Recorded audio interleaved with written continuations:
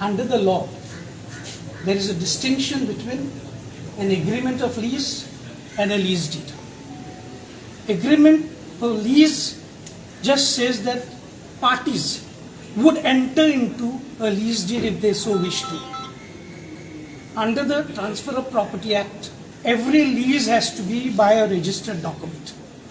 If a lease is not by a registered document, that lease is not valid under the law. So this agreement for lease never culminated into a lease deed.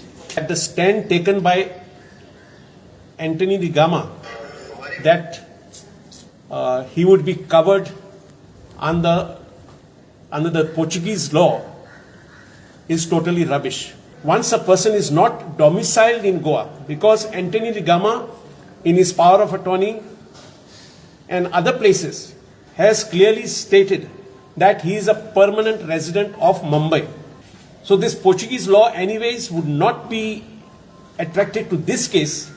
My response has today been taken on record, and the Excise Commissioner was pleased to fix the matter now for final hearing, the final arguments on 13th of October. प्रुडंटा खातीर लौकीक शिलकार आनी चेतन गवस.